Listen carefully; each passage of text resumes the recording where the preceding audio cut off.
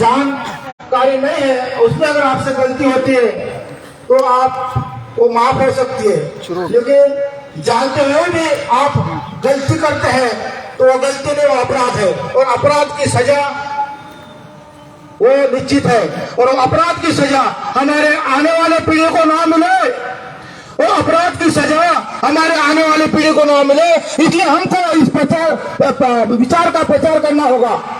जनगणना के यूनियन के और हमारे 314 बच्चे जो IAS की एग्जाम क्लियर करके इंटरव्यू करके मसूरी में 6 महीना ट्रेनिंग करके उनको नकारा गया। नकार से बंद निर्माण होता है, तो महात्मा फुले को बारात में से हकल दिया था तो बंद निर्माण हुआ, गांधी जी को ट्रेन से निकाल दिया तो बंद निर्माण हुआ, बाबा साहब के फाइल टेबल पर फाइल फेंकी तो बंद निर्माण हुआ। तो 314 बच्चों को नौकरी से बाहर करना, इंटरव्यू पास, एग्जाम पास, 6 महीने का ट्रेनिंग पास, तब भी ये कितना बड़ा अपराध है। 85 के हाथी जैसे समाज का कितना बड़ा अपराध है। सोचो मेरे बहुजन समाज के लोगों और जागो। धन्यवाद सर। इसके बाद जिसके आपसे आपको बहुत देर से आतुरता थी, वो मान्यवर राष्ट्रीय पिछड़ा वर्ग OBC मोर्चा के राष्ट्रीय अध्यक्ष मान्यवर चौधरी विकास पटेल साहब अपने मंच पर अपनी बात अध्यक्ष भाषण करेंगे, ऐसी मैं विनती करता हूं।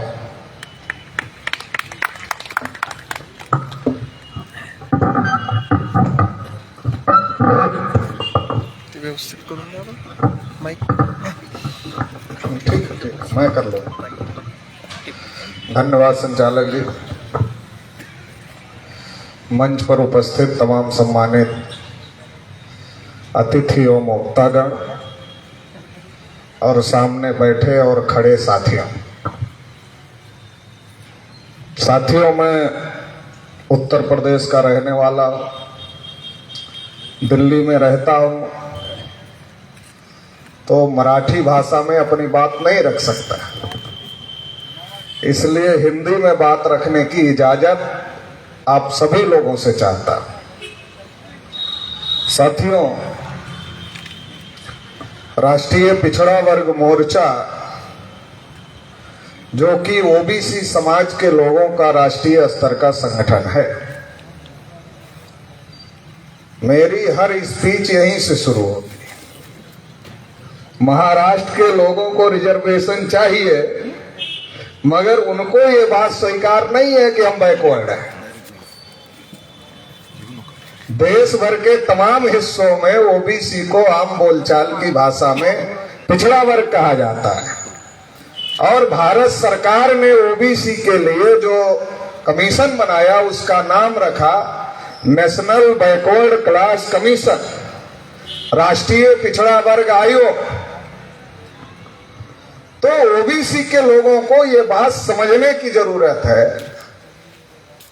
कि फॉरवर्ड के लिए रिजर्वेशन नहीं है, बैकवर्ड के लिए भारतीय संविधान में रिजर्वेशन है। पहले ये बात समझने की जरूरत है, नहीं तो हम फॉरवर्ड भी बनते रहते हैं और रिजर्वेशन भी मांगते रहते हैं।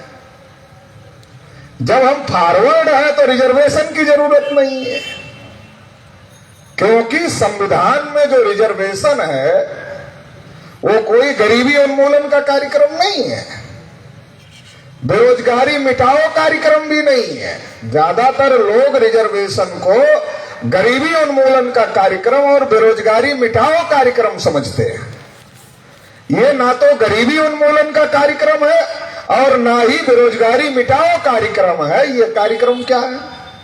ये कार्यक्रम ये है कि जिस प्रकार से लोकतंत्र में जनता का शासन है, मगर 1 अरब से ज्यादा जो आबादी है भारत की, वो 1 अरब से ज्यादा बड़ी आबादी जो है वो एक जगह बैठकर कोई निर्णय नहीं ले सकती। तो क्या निर्णय किया गया? जब 1 अरब की आबादी जो है वो एक जगह बैठकर कोई निर्णय नहीं ले सकती, तो फिर क्या निर्णय किया गया? चुनाव होगा और लोग प्रतिनिधि चुनेंगे। जनता प्रतिनिधि चुनेगी, वो प्रतिनिधि पार्लियामेंट में बैठेंगे, विधानसभा में बैठेंगे और वो प्रतिनिधि जनता की तरफ से निर्णय लेने का काम करेंगे। इसी प्रकार से जो लोग समाज में बैकवर्ड रह गए, पीछे रह गए, उनके प्रतिनिधि अगर नियम बनाने में नहीं रहेंगे, कानून बनाने में नहीं रहेंगे, कानून का अमल करने में नहीं रहेंगे, तो उनके साथ न्याय कैसे होगा? जो लोग पीछे रह गए और जो लोग आगे चले गए, अभी इतना देर से आप लोग सुन रहे हैं तो पता चल रहा कौन लोग आगे चले गए। वो पीछे वालों को जाने नहीं देना चाहते, तो कोई ना कोई व्यवस्था तो करनी पड़ेगी कि जिसके तहत उनके प्रतिनिधि भी जाएं जो पीछे रह गए हैं, ताकि उनके हित में भी कानून बने और उनके हित में जो कानून बने उस पर अमल करने के लिए प्रशासन में उनके आईएएस होने चाहिए, उनके आईपीएस होने चाहिए, उनके आईएफएस होने चाहिए, उनके तमाम प्रकार के अधिकारी और कर्मचारी होने चाहिए। इसलिए नौकरियों में भी रिजर्वेशन की व्यवस्था दी गई। किसको दी गई? जो लोग पीछे छूट गए। दूसरे उदाहरण से आपको बताता, मान लो आपके परिवार में 5 सदस्य हैं, 5 में से एक सदस्य बीमार हो गया, डॉक्टर को आपने उसको दिखाया, डॉक्टर ने आपको कहा इसको मैं विटामिन की गोलियां दे देता हूं, चूंकि कमजोर ज्यादा हो गया है इसलिए इसको विटामिन की गोली देना पड़ेगा, और इसके साथ ही साथ इसको एप्पल भी खिलाओ, सेब भी खिलाओ, फल खिलाओ, और अगर ये नॉनवेज खाता है तो नॉनवेज भी खिलाओ ताकि ज्यादा जल्दी इसका ग्रोथ हो जाए। तो परिवार के लोग उसकी व्यवस्था करते, उसके विटामिन की गोली की व्यवस्था करते, उसके एप्पल की व्यवस्था करते, उसके नॉनवेज की व्यवस्था करते। क्यों करते? क्योंकि परिवार के लोगों को ये एहसास है कि ये हमारे परिवार का एक मेंबर बीमार है, कमजोर है, इसको भी स्ट्रांग करना है, मजबूत करना है। ये एहसास परिवार के मुखिया को भी है, परिवार के सदस्यों को भी है, इसलिए परिवार का मुखिया भी उसका ख्याल रखता है और परिवार के सदस्य भी उसको एक्स्ट्रा सुविधा देते हैं, स्पेशल ट्रीटमेंट देते हैं, ताकि वो दूसरे परिवार के सदस्यों के बराबर ही हिष्ट पुष्ट और मजबूत हो जाए, ताकि सारे परिवार के लोग मिलकर परिवार का विकास करें, परिवार का डेवलपमेंट करें।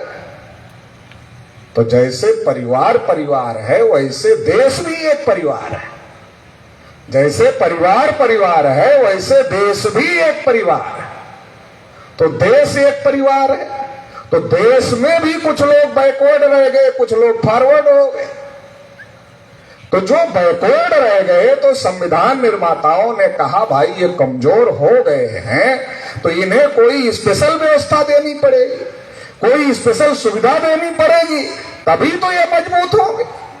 और अगर ये कमजोर के कमजोर ही रह गए तो देश के विकास में अपना योगदान नहीं दे पाएंगे तो देश बैकवर्ड हो जाएगा, देश पीछे चला जाएगा। इस बात को ध्यान में रखते हुए कि जो लोग कमजोर रह गए हैं उनको भी मुख्य धारा में लाया जाए ताकि वो भी मजबूत होंगे तो देश मजबूत होगा।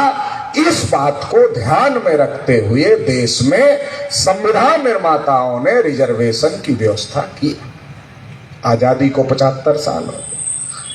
75 साल में जिन लोगों ने देश को चलाया 3.5% के ब्राह्मणों ने, अगर उनकी सोच और संविधान निर्माताओं की सोच एक जैसी होती, जिन्होंने देश को चलाने का काम किया, अगर वो ईमानदारी से इस काम में लगे होते तो आज हमारे वक्ताओं को ये नहीं कहना पड़ता कि हम नहीं आजाद हुए।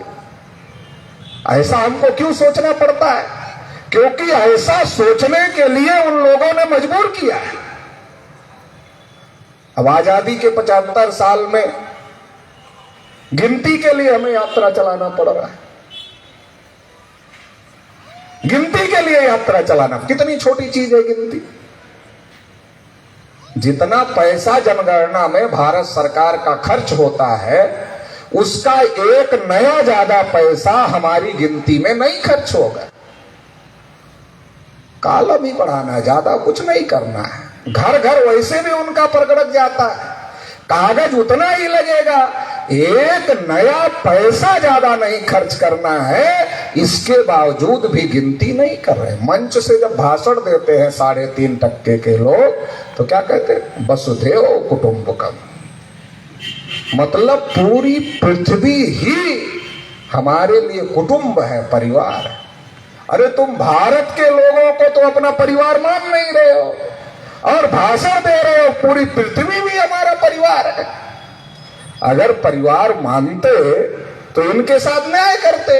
आजादी के 75 साल में शेड्यूल कास्ट के आरक्षण का कोटा पूरा नहीं, शेड्यूल ट्राइब के आरक्षण का कोटा पूरा नहीं हुआ, ओबीसी का तो पूरा होने का सवाल ही नहीं, क्योंकि क्रीमी लेयर लग गया तो ओबीसी का कहां से पूरा। तो तुमने अगर ईमानदारी से काम किया होता तो आज ये कहने की जरूरत नहीं पड़ती कि आजादी के 75 साल बाद भी हम आजाद नहीं हुए। इस तरह सोचने की भी जरूरत नहीं पड़ती। और जब इस तरीके से इन लोगों ने नहीं किया जो संविधान में हम लोगों को बराबरी में खड़े करने के लिए व्यवस्था दी गई, उस व्यवस्था पर अमल नहीं किया तो एक बड़ी शंका पैदा हो गई। क्या शंका पैदा हो गई कि ये लोग चाहते हैं कि हम बैकवर्ड ही रहें। ये शंका देश की बहुसंख्यक आबादी के दिमाग में पैदा हो गई और वो गलत भी नहीं, वो गलत नहीं। क्यों? अरे 75 साल से तुम राज कर रहे हो, सिंपल गिनती नहीं कर सकते। इसका मतलब तुम ये चाहते हो कि देश की 90% आबादी आगे ना आए, वो पीछे ही रहे। तुम 3.5% के लोग ही राज करते रहो, ये तुम चाहते हो। इसका मतलब तुम्हारे अंदर ईमानदारी नहीं है। और इसलिए हम जैसे नौजवान ये सोचने के लिए मजबूर हो गए कि क्या हम खुद ही पिछड़ गए थे या प्लान बनाकर किसी ने हमको पीछे धकेल दिया। ये सोचने के लिए हम मजबूर हो गए। अगर न्याय किया होता 75 साल में तो ये सोचने की जरूरत नहीं पड़ती हमको। ये सोचने की जरूरत हम जैसे नौजवानों को इसलिए पड़ रही है 75 साल में जो संविधान में लिखा है वो नहीं लागू किया। तो ये सोचने के लिए हम मजबूर हो गए कि हम अपने आप पीछे नहीं हुए, हमें पीछे प्लान बनाकर ढकेला गया। क्योंकि हमारा समाज जो है, हमारा जो ओबीसी समाज है, मेहनत नहीं करता ये तो कोई कह नहीं सकता। पैदा हम करते हैं, खाते दूसरे लोग। पैदा हम करते हैं, हम मोटे नहीं होते, मगर जो हमारा खाते हैं वो मोटे हो जाते हैं। जो बैठकर खा रहे हैं हमारी कमाई पर वो मोटे हो जा रहे हैं। और हम पैदा कर रहे हैं तो हमारा आत्महत्या कर रहे हैं किसान। तो ये प्लान बनाकर पीछे किया गया। आज भागवत जी का बयान आया कि जाति व्यवस्था ब्राह्मणों ने बनाई है, भगवान ने नहीं बनाई। तो अभी तक तो मैं ये समझ रहा था कि ब्राह्मण इस देश की बहुसंख्यक आबादी के खिलाफ में है। बहुसंख्यक आबादी के खिलाफ में होने का मतलब इस देश के खिलाफ में।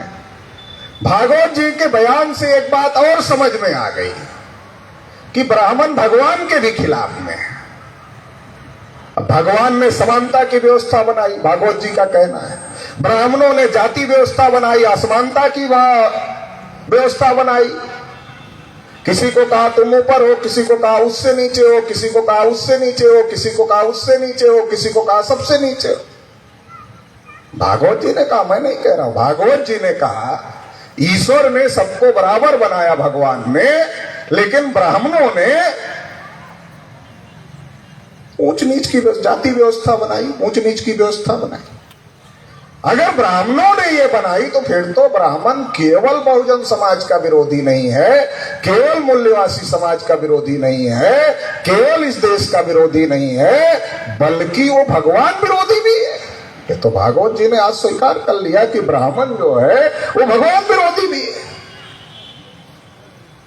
भगवान बराबर कह रहे हैं, ये ऊंच नीच कर रहे हैं, जाति व्यवस्था बना रहे, वर्ण व्यवस्था बना रहे। और जाति व्यवस्था बनाकर, वर्ण व्यवस्था बनाकर ब्राह्मणों ने हमारे लोगों को अंग्रेजों और मुगलों के पहले इस देश में पढ़ने लिखने के अधिकार से रोका, धन संपत्ति रखने के अधिकार से रोका, बोलने सुनने के अधिकार से रोका, कुर्सी पर बैठने तक के अधिकार से रोका।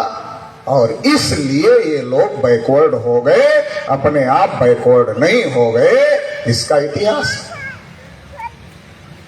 तो जिन लोगों ने रोका, जिन लोगों ने बैकवर्ड बनाया, 75 साल से वही राज कर रहे हैं। सरदार वल्लभ भाई पटेल कांग्रेस के बहुत बड़े नेता थे। जब प्रधानमंत्री बनने का मौका आया तो सरदार वल्लभ भाई पटेल को समर्थन था कांग्रेस के अंदर कि सरदार वल्लभ भाई पटेल को प्रधानमंत्री बनना चाहिए। मगर सरदार वल्लभ भाई पटेल को प्रधानमंत्री नहीं बनाया गया, नेहरू जी को प्रधानमंत्री बनाया गया। बहुत सारे कांग्रेस के सीनियर लोग नाराज हो गए। डॉक्टर राजेंद्र प्रसाद जैसे लोगों ने सवाल उठाया कि आखिर गांधी जी ने सरदार पटेल को क्यों नहीं बनाया, नेहरू जी को क्यों बनाया। गांधी जी को भी यह सवाल पूछा गया तो गांधी जी ने जवाब दिया, नेहरू दूसरे नंबर का पद स्वीकार करने के लिए तैयार नहीं थे।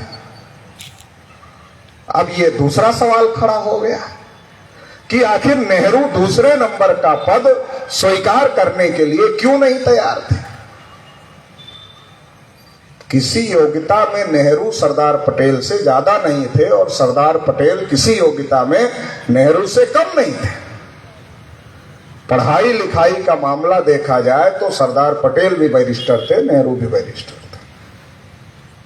आजादी के आंदोलन में योगदान की बात अगर देखी जाए तो देश भर में किसानों को कांग्रेस के साथ जोड़ने का काम अगर किसी ने किया तो सरदार वल्लभ भाई पटेल ने किया। इस बात को गांधी जी भी स्वीकार करते थे कि अगर मुझे सरदार वल्लभ भाई पटेल नहीं मिलते तो मैं कामयाब नहीं होता, मैं सफल नहीं होता। इस बात को गांधी जी भी स्वीकार करते थे। सवाल ये है, ये सब करने के बावजूद, ये सब होने के बावजूद उम्र के मामले में भी सरदार वल्लभ भाई पटेल नेहरू से सीनियर थे। ये सब होने के बावजूद भी सरदार वल्लभ भाई पटेल को क्यों नहीं बनाया गया? क्यों नेहरू जी चाहते थे कि हम दूसरे नंबर का पद नहीं लेंगे, हम पहले नंबर का लेंगे? क्योंकि नेहरू जी को ऐसा लगता था कि एक ब्राह्मण कुनबी के नीचे कैसे, ब्राह्मण, हम ब्राह्मण, सरदार पटेल कुनबी, तो ब्राह्मण कुनबी के नीचे कैसे रहेगा? वर्ण व्यवस्था में हम ऊपर हैं, जाति व्यवस्था में हम ऊपर हैं, तो हम देश की व्यवस्था में भी ऊपर रहेंगे। हमें समर्थन नहीं है तो कोई बात नहीं, मगर कांग्रेस तो हमारे ही बाप दादा ने बनाई। तो नेहरू जी देश के प्रधानमंत्री बने और नेहरू जी देश के प्रधानमंत्री बने 1946 में। देश आजाद हुआ 1947 में, प्रधानमंत्री बने 1946 में। संविधान सभा में एक भी ओबीसी को कांग्रेस के लोगों ने टिकट नहीं दिया, तो ओबीसी की लड़ाई कैसे होती संविधान सभा में? बाबा साहब अम्बेडकर ने कोशिश किया तो आर्टिकल 340 संविधान में आया, लेकिन ओबीसी को 27% आरक्षण लेने के लिए ओबीसी चुपके से जाता है, तहसील से सर्टिफिकेट बनाता है, लाकर नौकरी के लिए लगा देता है, मगर उसको इस बात की जानकारी नहीं है कि आर्टिकल 340 की वजह से 27% रिजर्वेशन है। यह जानकारी नहीं है। जब आपको जानकारी नहीं होगी तो आप लड़ाई कैसे लड़ोगे? आपको जानकारी नहीं होगी तो आप अपने विरोधियों को जवाब कैसे दोगे? आपको जानकारी होना जरूरी है। आर्टिकल 340 बाबा साहब अम्बेडकर ने कोशिश करके संविधान सभा में लिखा कि ओबीसी के लिए आयोग बनना चाहिए। नेहरू जी प्रधानमंत्री थे, नेहरू जी आयोग नहीं बना रहे थे। तो डॉक्टर बाबा साहब अम्बेडकर ने अपने कानून मंत्री पद से इस्तीफा दिया और उस इस्तीफा पत्र में लिखा कि पिछड़े वर्ग के लिए आयोग नहीं बना रहे नेहरू जी, इसलिए मैं दुखी। उस इस्तीफे का एक महत्वपूर्ण कारण यह था कि ओबीसी के लिए नेहरू जी आयोग नहीं बना रहे हैं, इससे दुखी होकर मैं इस्तीफा दे रहा। इसके दबाव में आकर काका साहब कालेलकर कमीशन नेहरू जी को बनाना पड़ा। तो नेहरू जी ने केवल जाति आधारित जनगणना ही नहीं रोका, बल्कि नेहरू जी ओबीसी को अधिकार ना मिले इसके लिए आयोग भी नहीं बना रहे। तो इसका मतलब क्या है? देश आजाद हो गया, मगर जो लोग पहले से हम लोगों को अधिकार वंचित रख रहे थे उनकी नीयत में कोई परिवर्तन नहीं हुआ, उनकी सोच में कोई परिवर्तन नहीं हुआ। वो सोचते रहे, पहले भी दबा कर रखा था, बाद में भी दबा कर रखे। हाँ, जब आजादी की लड़ाई चल रही थी तब ये नहीं सोचा कि अकेले लड़ लेंगे, तो अंग्रेजों को भी अकेले भगा लेते। आजादी की लड़ाई में तो ओबीसी के लोगों की जरूरत थी, एससी के लोगों की जरूरत थी, एसटी के लोगों की जरूरत थी, मुसलमानों की भी जरूरत थी, सिखों की भी जरूरत थी। आजादी की लड़ाई में तो सब लोग गए, हमारे खुद के परिवार के आजाद हिंद फौज में थे। और अगर हमारे लोग आजादी की लड़ाई में नहीं गए होते तो आज जो लोग नागपुर से बैठकर देशभक्ति और देशद्रोह का सर्टिफिकेट बांट रहे हैं, उनके बाप दादा की औकात नहीं थी कि अंग्रेजों को इस देश से खदेड़ देते। हमारे पुरखों ने अंग्रेजों को इस देश से खदेड़ने का काम किया, मगर आजादी के 75 साल में केवल अमृत उत्सव मिला और कुछ नहीं मिला। मलाई हम खाएंगे, अमृत उत्सव तुम मनाओ। मलाई हम खाएंगे, अमृत उत्सव तुम मनाओ, अपनी बर्बादी का उत्सव मनाओ। 75 साल में तुम अपनी बर्बादी का उत्सव मनाओ। बाबा साहब अम्बेडकर का महापरिनिर्वाण हो गया तो नेहरू जी को लगा अब कौन बोलेगा, अब तो कालेलकर कमीशन लागू करने की जरूरत नहीं है। लागू नहीं किया। हमारे देश की एक समस्या है। क्या समस्या? जाति के आधार पर जय बोला जाता है। कैसे जय बोला जाता है? जाति के आधार पर जय बोला जाता है। जो महापुरुष सबके लिए लड़े, जाति जाति के लोगों ने बांट लिया। कौन जय भीम बोलेगा, कौन जय जिजाऊ बोलेगा, कौन जय फूले बोलेगा, कौन जय ज्योति बोलेगा। बांट लिया कि नहीं बांट लिया? गलत बोल रहा हूं तो बता देना कि नहीं गलत बोल रहे हो।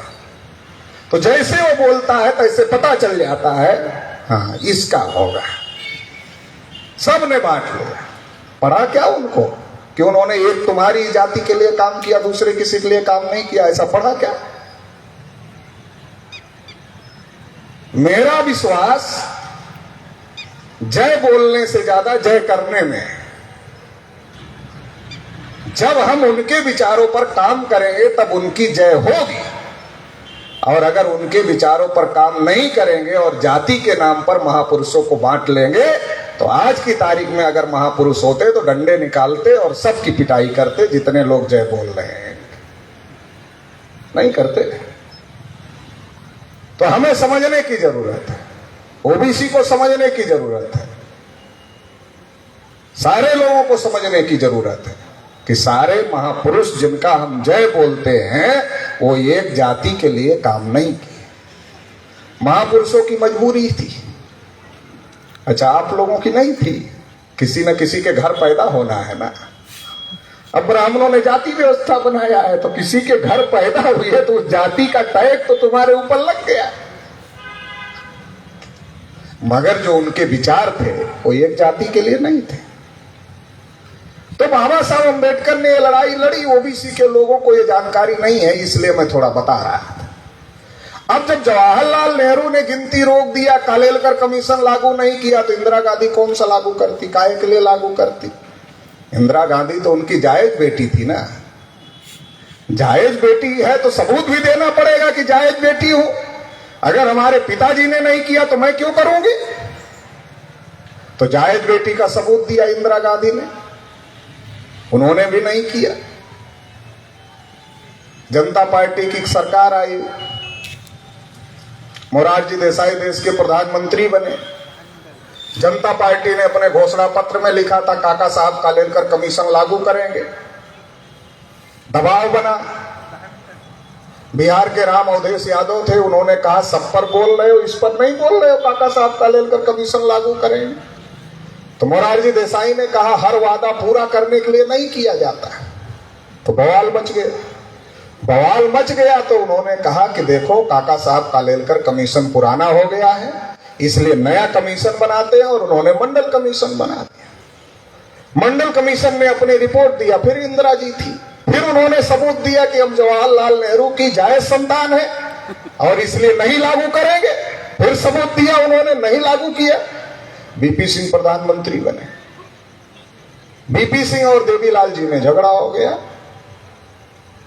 और जो ओबीसी और एससी के सांसद थे उन्होंने बीपी सिंह जी को कहा देवीलाल जी के साथ जाएं या आपके साथ रहें। आप चाहते हो आपके साथ रहें तो आप मंडल कमीशन लागू करो।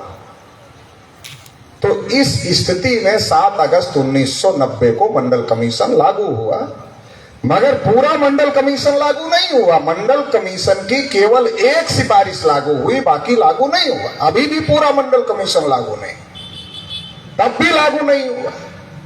और ये लागू हुआ तो 31 ब्राह्मण वकील मिलकर इसको सुप्रीम कोर्ट ले गए। पैसा लेकर के कोई वकील ओबीसी के समर्थन में लड़ने के लिए तैयार नहीं था। 16 नवंबर 1992 को मंडल कमीशन का फैसला आया। मैं जब ओबीसी के लोगों को पूछता हूं मंडल कमीशन पढ़ा है क्या, तो हमारा चेहरा देखते हैं। 27% के लिए तहसील से सर्टिफिकेट लेते हैं, मगर 27% मिलता कैसे है इसकी जानकारी लेने में कोई इंटरेस्ट नहीं। मैं एक जगह था तो वहां कांग्रेस के ओबीसी सेल के जिलाध्यक्ष थे। उन्होंने कहा सर आप तो इतना कह रहे हो, ओबीसी को यह भी नहीं पता है कि मंडल कमीशन की वजह से ओबीसी को 27% मिल रहा है, ये भी ओबीसी को नहीं पता है। तो जब पता नहीं है तो तुम्हारे साथ अन्याय तो होना ही है। लोकतंत्र में जानकारी के बगैर आप नहीं लड़ सकते। लोकतंत्र में जानकारी हथियार है जिसके बल पर आप अपने हक अधिकार की लड़ाई लड़ सकते हो। जानकारी के बगैर आप लोकतंत्र में नहीं लड़ सकते। 16 नवंबर 92 को मंडल कमीशन का फैसला आया, 52% ओबीसी को 27% आरक्षण दिया जाए, मगर 27% में क्रीमी लेयर लगाया जाए। जो जातियां ओबीसी की सेंटर और स्टेट की कॉमन सूची में है उनको ही ओबीसी माना जाएगा, बाकी को नहीं माना जाए। तब आप ये बताओ कि मंडल कमीशन की केवल एक सिफारिश लागू हुई, फिर 52 को 27 मिलेगा, फिर उसको भी क्रीमी लेयर लगाया जाएगा। क्रीमी लेयर कहने और सुनने में बहुत अच्छा लगता, कैसे? गरीबों को मिलेगा, अमीरों को नहीं मिलेगा। अच्छा लग रहा है? नहीं लग रहा है? गरीबों को मिलेगा, अमीरों को नहीं मिलेगा। मगर जो पढ़ा सकता है उसको नहीं मिलेगा, जो नहीं पढ़ा सकता उसको अपने आप ही नहीं मिलेगा। मतलब दोनों तरफ से खत्म, ऊपर से भी खत्म, नीचे से। जिसके पास दांत है उसको चना नहीं मिलेगा, जिसके पास दांत नहीं है उसको चना दिखाया जाएगा, ले लो थोड़ा, पता ही है खा ही नहीं सकता, दांत ही नहीं है तो कहां से खाएगा। इस वजह से ओबीसी का कोटा आज तक पूरा नहीं। तो ये तो मंडल के साथ धोखेबाजी हो गई पूरी तरीके से। राजीव गांधी को भाषण करना कम आता था ऐसा लोग कहते हैं, मुझे नहीं पता कि आता था कि नहीं आता था, मगर मंडल कमीशन के विरोध में घंटे भर का भाषण पार्लियामेंट में किया। और फिर कांग्रेस और बीजेपी के लोगों ने मिलकर प्लान बनाया कि मंडल कमीशन का 52% का मामला है, विरोध करना भी बहुत खतरनाक है, समर्थन करना भी बहुत खतरनाक है। क्यों? अगर विरोध करेंगे तो भी चर्चा होगी, ओबीसी को पता चलेगा कि हमारे अधिकार का विरोध कर रहे हैं बीजेपी, कांग्रेस, आरएसएस वाले, तो क्या होगा? वो हमको वोट नहीं देगा। और अगर समर्थन करते हैं तो 52% प्रशासन में ओबीसी को देना पड़ेगा। और 52% अगर ओबीसी को प्रशासन में देंगे तो हम 3.5% लोग जो ओबीसी का हिस्सा खा रहे हैं वो ओबीसी ले लेगा तो प्रशासन हाथ से निकल जाएगा, ओबीसी के हाथ में प्रशासन चला जाएगा।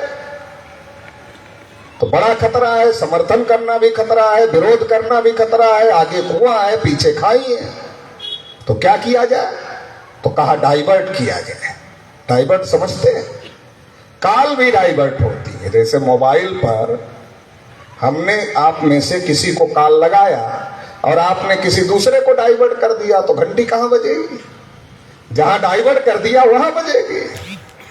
तो कॉल लगी थी मंडल कमीशन को, कांग्रेस बीजेपी आरएसएस के ब्राह्मणों ने मिलकर डाइवर्ट कर दिया बाबरी मस्जिद राम जन्मभूमि पर, तो घंटी उसकी बजने लगी, बाबरी मस्जिद राम जन्मभूमि की। मंडल कमीशन दब गया। ओबीसी को आज तक मंडल कमीशन क्यों नहीं पता है?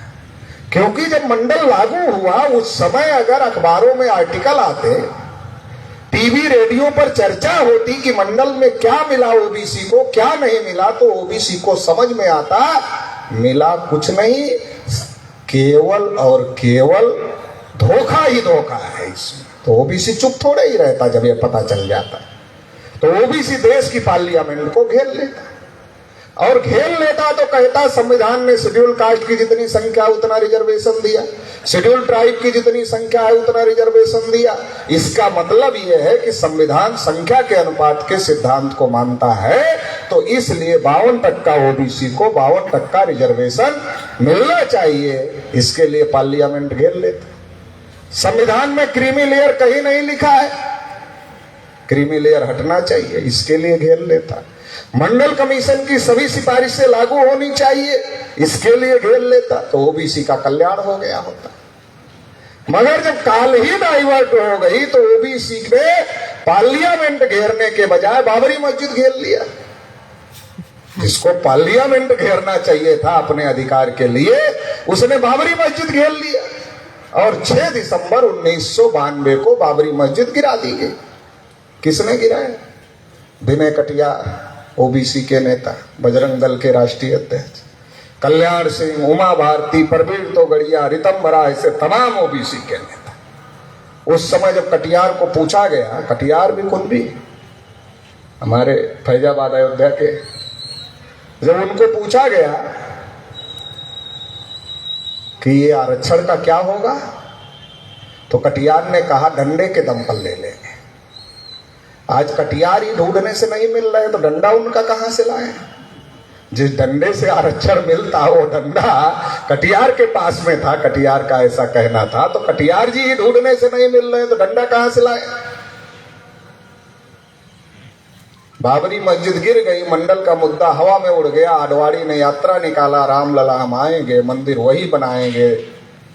पत्रकारों ने पूछा वहां तो मस्जिद है, आप मंदिर कैसे बनाओगे? कहा ये देखना रामलला का काम है, वही बनाएंगे। हम वही बनाएंगे नहीं कह रहे, वही बनाएंगे। कौन बनाएगा? रामलला बनाएंगे, हम थोड़े ही बनाएंगे। तो ओबीसी के लोगों को अपने अधिकार के लिए दिल्ली घेरना चाहिए था, मगर उन लोगों को गुमराह किया गया और गुमराह करके बाबरी मस्जिद गिरा। अब हाथी जैसा शरीर है, अरे 52% मतलब हाथी जैसा है ना, भारी भरकम है। जिधर धक्का मारेगा उधर तो फाइनल तो हो ही जाएगा। आजादी के लिए धक्का मारा तो अंग्रेज भाग गए, मस्जिद को धक्का मारा तो मस्जिद चली गई। जिस चीज के लिए धक्का मारता वो काम तो हो जाता, बस अपने लिए धक्का नहीं मार रहा इसलिए काम नहीं हो रहा है। एक बार अपने लिए भी धक्का मारे, ऐसी कोशिश में हम हैं, इसलिए यात्रा चला रहे हैं कि भाई 52% लोगों बहुत कुछ कर दिया देश में, एक बार अपने लिए भी कुछ कर दो, नहीं तो आने वाली जनरेशन माफ नहीं करेगी। मस्जिद गिर गई, मंदिर बन रहा है, एक भी ओबीसी को रखा क्या ट्रस्ट में? 3743 जातियां हैं ओबीसी में, एक भी को नहीं रखा। किसी मराठा को, किसी कुनबी को, किसी माली को, किसी तेली को, किसी धनगर को, किसी बंजारा को, किसी को नहीं रखा। 3743 जातियां जो ओबीसी है उसमें से किसी को भी नहीं रखा मंदिर के ट्रस्ट में। हमने कहा अरे भाई आरएसएस वालों, अगर आप ये घोषित करना चाहते हो कि देश में कोई ओबीसी अच्छी क्वालिटी का हिंदू नहीं है, तो मान लेते हैं। अगर देश में कोई ओबीसी अच्छी क्वालिटी का हिंदू होता तो मंदिर के ट्रस्ट में आप रखे होते। मगर देश का कोई ओबीसी अच्छी क्वालिटी का हिंदू नहीं है तो हम लोग मान लेते हैं। मगर तुम कह रहे हो विनय कटियार भी अच्छी क्वालिटी के हिंदू नहीं है, कल्याण सिंह जिनकी सरकार चली गई मस्जिद गिराने में वो भी अच्छी क्वालिटी के हिंदू नहीं है, उमा भारती भी अच्छी क्वालिटी की हिंदू नहीं है, प्रवीण भाई तोगड़िया भी अच्छी क्वालिटी के हिंदू नहीं है, ये कैसे माना जाए? तो मंदिर तो इनकी वजह से बना, तुम इनको ही अच्छी क्वालिटी का हिंदू नहीं मानते। इसका मतलब क्या है? इसका मतलब यह है कि जब मुसलमान से लड़ना है तब ओबीसी वीआईपी दर्जे का हिंदू है। तब विनय कटियार वीआईपी दर्जे के हिंदू थे जब बाबरी मस्जिद गिराना था, कल्याण सिंह वीआईपी दर्जे के हिंदू थे, उमा भारती वीआईपी दर्जे की हिंदू थी, प्रवीण भाई तोगड़िया वीआईपी दर्जे के हिंदू थे। अभी आरएसएस छोड़ दिया, प्रवीण भाई तोगड़िया ने कहा आरएसएस वाले हमारी हत्या कर दे रहे थे, जान बचा कर भागे। टीवी पर देखा होगा आप लोगों ने। तो जब मुसलमान से लड़ना है तब हम वीआईपी दर्जे के हिंदू हैं। क्यों? 3.5% वालों को लगता है इनका तो लड़ने का इतिहास ही रहा है, इनके पुरखे पूर्वज भी लड़ते रहे, लड़ने के लिए इनको ही आगे करो। और अगर ओबीसी मरता है तो 3.5% के बाप का क्या जाता है, और अगर मुसलमान मरता है तो 3.5% के बाप का क्या जाता है। मुसलमान मरे तो भी कुछ नहीं जाता है और ओबीसी मरे तो भी कुछ नहीं जाता है। कोई भी मरे मगर उस पर राजनीति 3.5% वाला ही करेगा। ग्राम पंचायत से लेकर मुख्यमंत्री प्रधानमंत्री बनाने और बनने का काम 3.5% का आदमी करेगा। ये उनको पता, इसलिए आगे करते। उनको ये भी डर लगता पहले से ही 3.5% है, कहीं लड़ाई लड़े कुछ हो जाए तो और भी कमी आ जाएगी, इसलिए बचे रहो। तो इसलिए ओबीसी को आगे करते हैं। ओबीसी आगे और 3.5% वाले 3.5 किलोमीटर पीछे जब मुसलमान से लड़ना होता। और उस मुसलमान से लड़ने से क्या होता है, फिर ओबीसी को गुस्सा आता, हाँ हिंदू हिंदू हिंदू। ब्राह्मण क्या कहता है, तुम भी हिंदू हम भी हिंदू, गर्व से कहो हम हिंदू। और एक एक मुसलमान 14 बच्चे पैदा कर रहे हैं। देश पर मुसलमानों का कब्जा हो जाएगा, इसलिए सारे हिंदू इकट्ठा हो जाओ और इकट्ठा होकर के ब्राह्मणों को लोकतंत्र में ताकत दे दो। ये नहीं बोलता, ये मैं बोल रहा हूं, क्योंकि इतना ही कहने पर ओबीसी वोट दे देता है। 3.5% का आदमी जो गांव में सरपंच नहीं बन सकता अपने वोट से, 52% ओबीसी जब उसके साथ जुड़ जाता है तो तय करता महाराष्ट्र का मुख्यमंत्री कौन बनेगा। तय किया कि नहीं तय किया? देश का प्रधानमंत्री कौन बनेगा 3.5 वाला तय करता है, क्योंकि 52 वाला उसको समर्थन देता है, हिंदू के नाम पर समर्थन देता। और जब उसकी सरकार बन जाती फिर कहता भागवत जी थोड़ा विचार करो, जानवरों की हो रही है।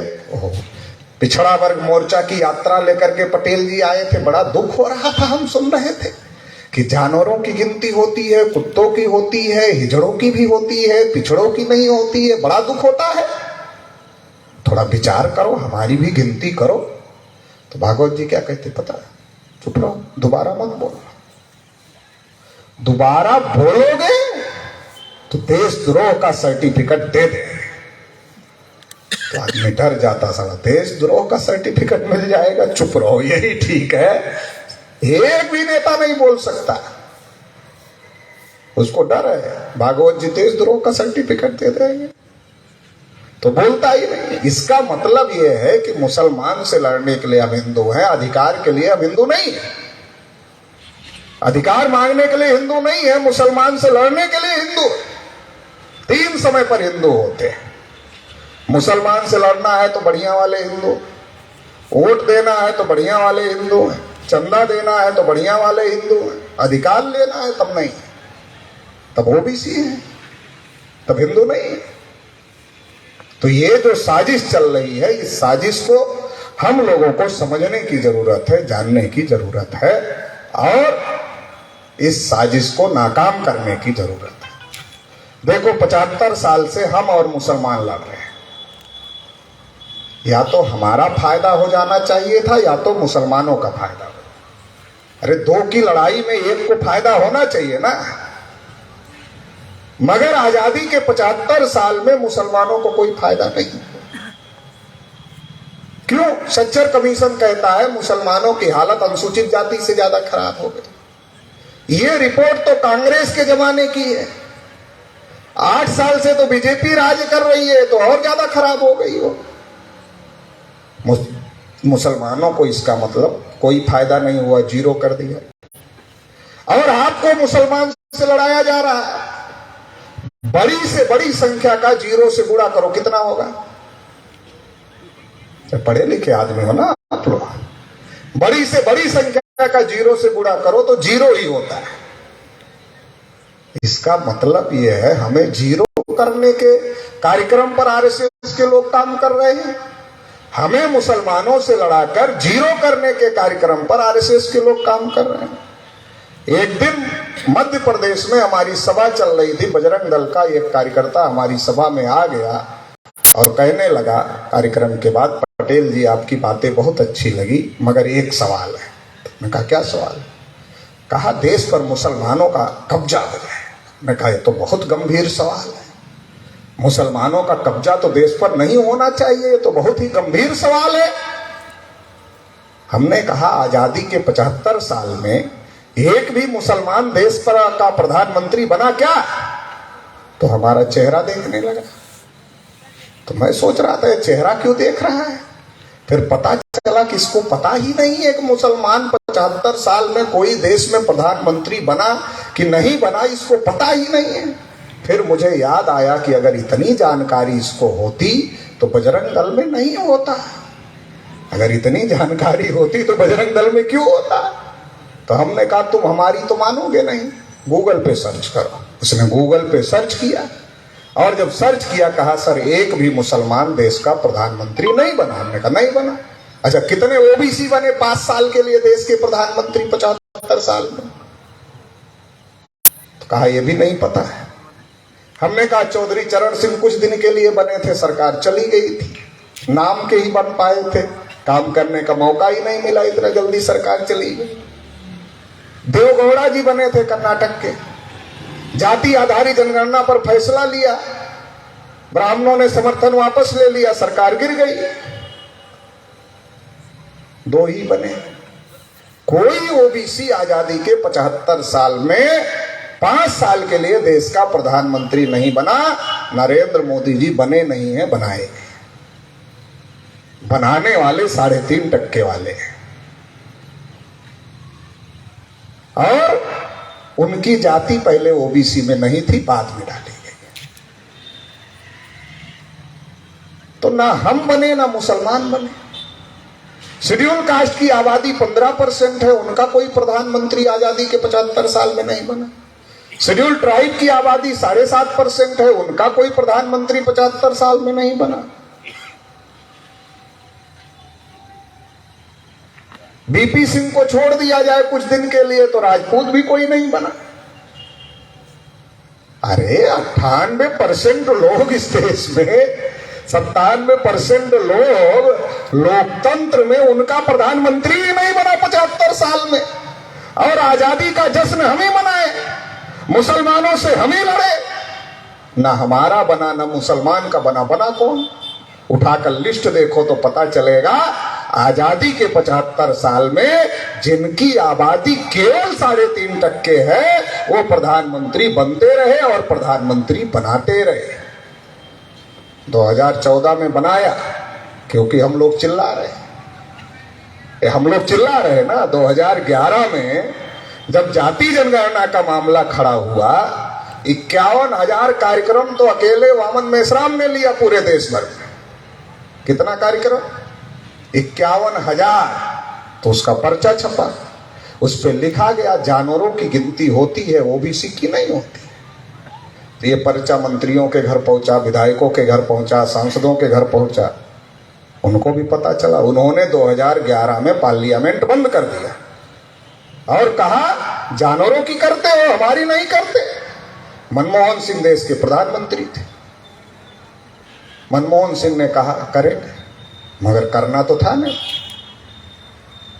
तो मनमोहन सिंह भी बनाए गए थे, वो भी कोई फैसले नहीं करते थे। एक थे जो बोलते नहीं थे, एक है जो चुप नहीं होता। दोनों बनाए गए। एक बनाया गया बोलना ही नहीं है, एक ऐसा बनाया गया बोलते ही रहो, मगर ओबीसी के बारे में कुछ मत बोलना, बाकी बोलते रहो। तो फिर मनमोहन सिंह फैसले नहीं करते थे तो कौन करता था? तो कांग्रेस की गवर्नमेंट में जितने फैसले करने होते थे उसके लिए ग्रुप ऑफ मिनिस्टर्स बनाया जाता था, उसको GOM ग्रुप ऑफ मिनिस्टर्स। तो उसका चेयरमैन प्रणब मुखर्जी को बनाया जाता था। प्रणब मुखर्जी बंगाली ब्राह्मण राष्ट्रपति बन गए। RSS वालों ने फिर उनको कार्यक्रम में बुलाया, आ गए तो तार जुड़े हैं, ये बात साबित हो गई। नहीं तो हम लोग समझाते रहते थे, हमारे लोग कहते नहीं प्रणब जी बहुत सेकुलर है। तो RSS पे आने के बाद ही लोगों ने कहा अरे नहीं आप तो ठीक ही कह रहे थे। तो उन्होंने क्या किया? उन्होंने जाति जनगणना नहीं होने दिया और सोशियो इकोनॉमिक सर्वे कर लिया। उसकी रिपोर्ट आज तक जारी नहीं हुई। लेकिन RSS बीजेपी के लोगों ने सोचा यह तूफान बंद कैसे किया जाए। मंडल वाली हाल है, अगर समर्थन करे तो खतरा है, विरोध करे तो खतरा है, डाइवर्ट करो। तो डाइवर्ट करने के लिए आपके महाराष्ट्र में अन्ना हजारे जी रहते हैं, उनको लिया। हरियाणा से बाबा रामदेव जी को लिया और दोनों लोगों को लेकर के देश में टीवी और अखबार वालों ने दो ही महापुरुषों को दिखाना शुरू किया कि देश में दो ही महापुरुष है, एक अन्ना हजारे और एक बाबा रामदेव। क्यों? अब ओबीसी के लोग तो ईमानदार हैं। जब हमारी भावनाओं का कितना बढ़िया उपयोग वो करते हैं। हम देशभक्त हैं तो वो देशभक्ति का राग छेड़ते रहते हैं ताकि हम उनके झांसे में आ जाए। हम ईमानदार हैं तो ईमानदारी का वो राग छेड़ देते हैं, तो छेड़ दिया ईमानदारी का राग। कहा जन लोकपाल नहीं आएगा तो मर जाऊंगा मगर जाऊंगा नहीं दिल्ली के रामलीला मैदान से, अन्ना जी ने कहा। 1 सितंबर 2011 को हम लोगों ने दिल्ली के रामलीला मैदान में जाति न्याय जनगणना करो इसके लिए रैली बुलाया था। तमाम ओबीसी के जो नेता पार्लियामेंट में लड़ रहे थे उनको बुलाया हुआ था। अन्ना जी वहीं बैठे हुए थे। हमारे लोग गए, कहा कल तो ये ग्राउंड हमारे नाम पर बुक है। तो केजरीवाल ने कहा कागज दिखाओ। केजरीवाल को कागज दिखाया गया। केजरीवाल ऑफिसर आदमी, समझ में आया कि हाँ कागज तो ओरिजिनल ही है इन लोगों का। तो कहा ठीक है, अन्ना जी की कुटिया इधर ही रहने देते हैं, बाकी लोगों को लेकर हम लोग जंतर मंतर चले जाएंगे, आप लोग रैली कर लो और फिर हम आ जाएंगे अपने लोगों को लेकर। तो संगठन के लोगों ने कहा ठीक है, और अन्ना जी को भी हम लोग 2 मिनट मंच पे ले जाएंगे, कहेंगे जाति जनगणना के बारे में 2 शब्द बोलो। केजरीवाल को समझ में आया कि अन्ना जी इधर रहेंगे, ये जाति जनगणना पर रैली कर रहे हैं, उसको दबाने के लिए तो ये कार्यक्रम चल रहा है। अगर अन्ना जी ने जाति जनगणना पर हाँ कहा या ना कहा तो वो मीडिया में उछलेगा, और उछलेगा तो जो मुद्दा दबाया गया है वो मुद्दा ऊपर आ जाएगा। तो उन्होंने कहा नहीं, हम अन्ना जी को भी लेके जाएंगे। ले जाओ। तो अन्ना जी को भी लेके चले गए। 5 लाख लोगों की रैली हुई। एक भी अखबार वालों ने, टीवी वालों ने रैली को नहीं दिखाया। तो पूछा गया क्यों नहीं दिखाया? तो कहा आपको नहीं दिखाने के लिए कहा गया था। उनको क्यों दिखाते हो? उनको दिखाने के लिए कहा गया। किसने कहा? जिसकी सरकार है उसने कहा। किसकी सरकार थी? कांग्रेस की सरकार। तो ये बात साबित हो गई कि ओबीसी की जाति आधारित जनगणना के मुद्दे को दबाने के लिए भ्रष्टाचार विरोधी आंदोलन शुरू किया गया था। जब हम उस समय अपने लोगों को कह रहे थे चलो दिल्ली, तो ओबीसी के लोग क्या कह रहे थे पता है?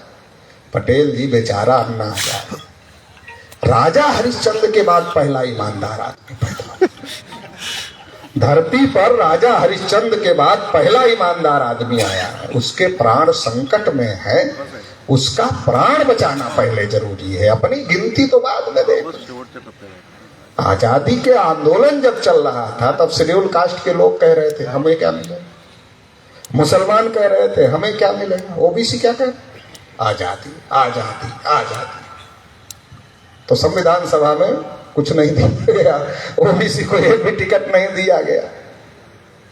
और जब मंडल कमीशन की लड़ाई चल रही थी तब ओबीसी के लोग क्या कह रहे थे? मंदिर मंदिर मंदिर, रामलला हम आएंगे, मंदिर वही बनाएंगे। तो मंडल कमीशन में ओबीसी को कुछ नहीं मिला। और जब जाति आधारित जनगणना का मामला चला 11 में, तो कहा अन्ना हजारे का प्राण बचाओ पहले, बाद में गिनती का मामला देखेंगे। तो फिर सत्यानाश हो गया, चौपट हो गया। मगर आरएसएस के लोगों ने सोचा ओबीसी में जागृति तो थोड़ा गिनती को लेकर आ गई है, इसका बेनिफिट उठाया जाना चाहिए। तो आरएसएस के लोगों ने उसका बेनिफिट उठाया, नरेंद्र मोदी को ओबीसी के नाम पर आगे किया। मोदी जी ने कहा मैं चाय बेचने वाला, पिछड़ी जाति का, गरीब हूं, इसलिए मेरा अपमान होता है। हमारे लोगों ने कहा बेचारा ओबीसी है, ऊपर से चाय बेचता था, गरीब आदमी भी है। आज जब केशव प्रसाद मौर्य जो उत्तर प्रदेश के डिप्टी सीएम हैं, ओबीसी हैं, उनको पत्रकारों ने पूछा कि जाति जनगणना पर क्या है, मोदी जी कर नहीं रहे हैं। कहा एक चाय बेचने वाला देश का प्रधानमंत्री बन गया है, पिछड़े वर्ग का व्यक्ति, इसलिए विपक्षी दल के लोग जाति जनगणना की मांग कर रहे हैं। उनको अच्छा नहीं लग रहा कि एक चाय बेचने वाला देश का प्रधानमंत्री बन गया है। कितनी बढ़िया बात है। तो हमारे लोगों ने कहा मोदी जी को देश का प्रधानमंत्री बना देते, नारा भी लगाया सबका साथ सबका विकास। तो हमारे लोग तो इतने ईमानदार हैं, वो जानते हैं पहले साथ देना पड़ता है तब विकास होता है। तो साथ दे दिया, मोदी जी देश के प्रधानमंत्री बन गए।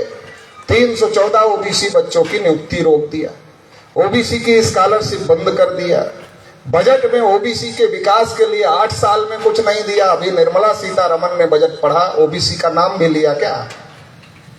52% आबादी का नाम ही नहीं लिया। बजट देने की तो बात छोड़ो, नाम नहीं लिया। एक ओबीसी के व्यक्ति को प्रधानमंत्री देश के हैं, इसके बावजूद भी ओबीसी के खिलाफ में काम हो रहा है। तो ये खिलाफ में काम क्यों हो रहा है? क्योंकि सरकार आरएसएस के लोग चला रहे हैं, मोदी जी नहीं चला रहे। आरएसएस के लोगों ने मोदी जी को कहा आपको भाषण करने की आदत है, आप भाषण करो, देश में करो, विदेश में करो, गंगा में जाकर आरती करो, आप वहां से जीत कर आए हो, आपके पास समय बचता है, घंटे 1.5 घंटे करो, उसके बाद भी समय बचता है तो मन की बात करो। मन की बात सुनने में पब्लिक को कोई इंटरेस्ट नहीं रह गया है, ये एक समस्या हो गई है। इसलिए मास्टरों को ऑर्डर कर दो कि वो बच्चों को लाइन लगाकर बिठाएंगे और मन की बात बच्चों को सुनाएंगे। बच्चे बेचारे सुनना ही पड़ेगा, स्कूल में मास्टर बिठाकर सुनाएंगे तो उनका सुनना ही पड़ेगा। और भी समय बचता तो परीक्षा की बात करो, हाँ 10 बजे के पहले खत्म कर दूंगा। और भी समय बचता है तो परीक्षा की बात करो, मगर ओबीसी की बात मत करना। 8 साल में सुना क्या मोदी जी ने कोई ओबीसी के लिए कोई बात किया हो? ऐसा सुना क्या आपने? नहीं सुना।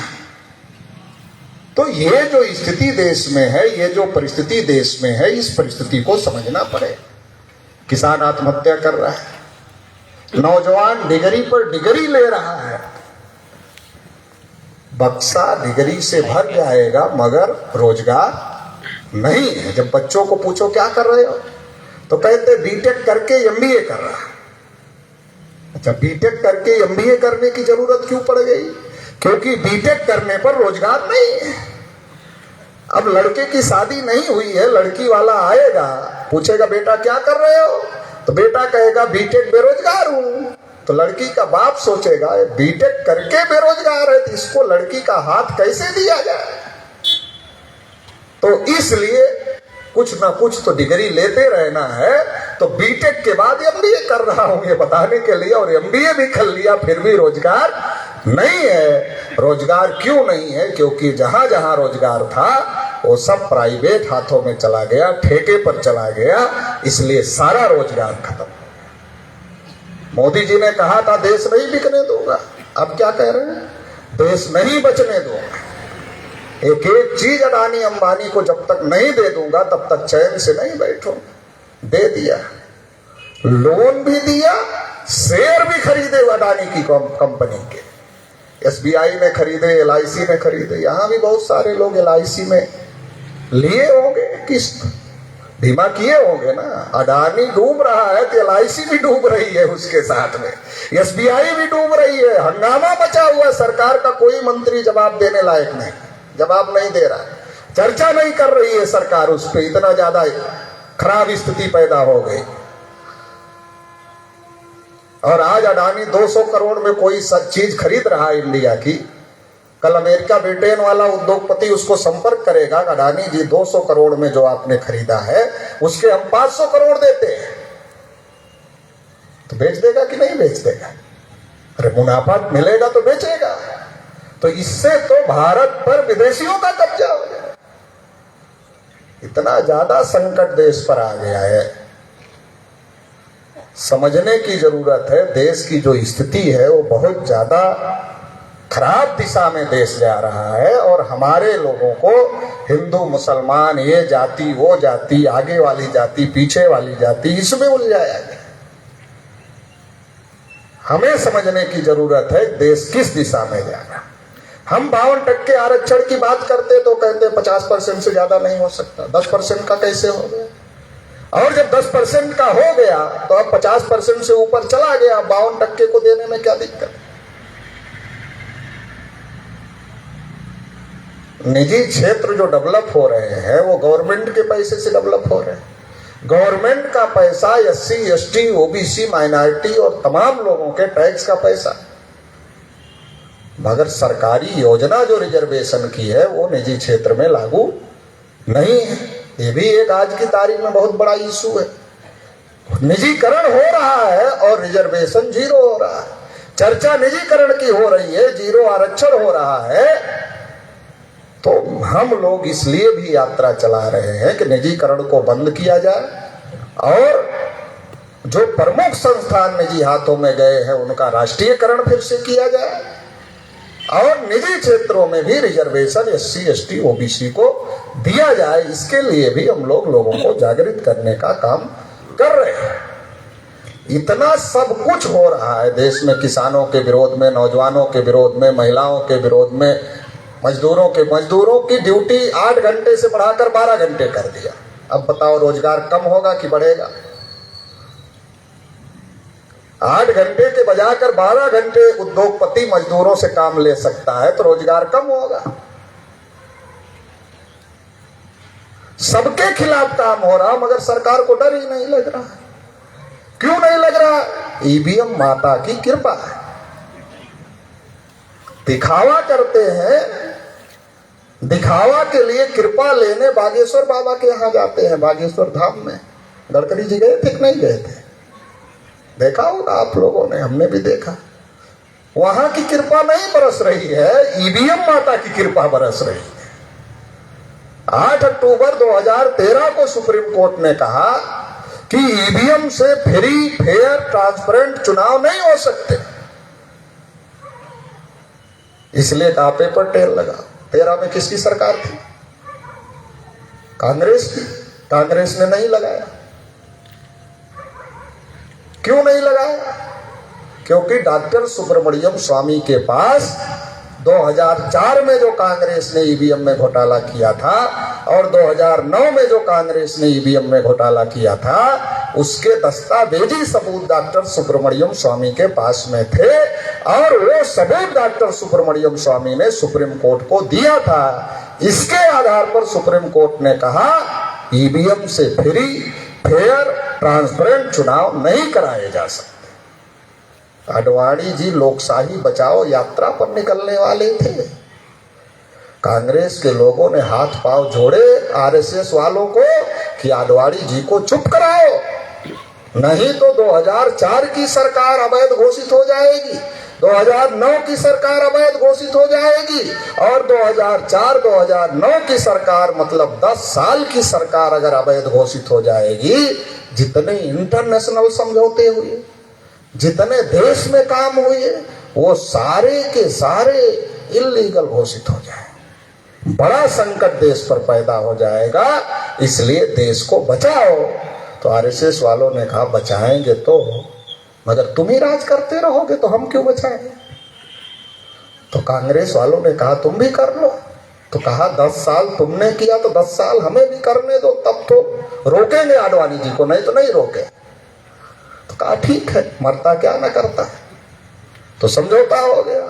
तो आरएसएस वालों ने आडवाणी जी को चुप करा दिया, इतना चुप करा दिया कि अभी तक नहीं बोलते। तो पेपर ट्रेल नहीं लगाया। ये तो वामन मेश्राम साहब गए सुप्रीम कोर्ट तो ईवीएम को पेपर ट्रेल लगा, मगर लगने से क्या फायदा। कांग्रेस ने लगाया नहीं था, लेकिन नियम बनाए थे कि पेपर ट्रेल की गिनती नहीं हो। तो लग गया तो पता चला कि नियम बना है कि पेपर ट्रेल की गिनती नहीं होगी। दोबारा सुप्रीम कोर्ट गए, कहा पेपर ट्रेल की काउंटिंग नहीं होगी तो क्या फायदा है पेपर ट्रेल लगने से। आपने 8 अक्टूबर 2013 को आदेश दिया है कि रिकाउंटिंग होगी पेपर ट्रेल की इन केस ऑफ डिस्प्यूट। तो कांग्रेस वालों को बीजेपी वालों ने कहा देखो, वामन मेश्राम फिर से सुप्रीम कोर्ट गए। अगर सुप्रीम कोर्ट ने यह फैसला दे दिया कि पेपर ट्रेल के कागजी मतपत्रों की रिकाउंटिंग होगी, तो 19 का चुनाव हम कैसे जीते। समझौता 2 बार का हुआ है, कैसे जीतेंगे। तो कांग्रेस वालों ने कहा व्यवस्था करते। तो कांग्रेस वाले कुछ विपक्षी दलों को लेकर सुप्रीम कोर्ट चले गए और क्या कहा, 50% मिलान किया गया। अरे जब 100% 8 अक्टूबर 2013 को सुप्रीम कोर्ट ऑर्डर दिया हुआ है, तो वही ऑर्डर सुप्रीम कोर्ट से करने के बजाय आप 50% की रिक्वेस्ट क्यों कर रहे। फिर रंजन गोगोई के ऊपर एक महिला ने आरोप लगाया। फिर ये सारा मामला हुआ तो 1% मिलान का ऑर्डर रंजन गोगोई जी ने दिया, और वो भी मिलान करने के लिए विपक्षी लोग उपस्थित नहीं रहते, क्योंकि हार जाते हैं तो उपस्थिति नहीं।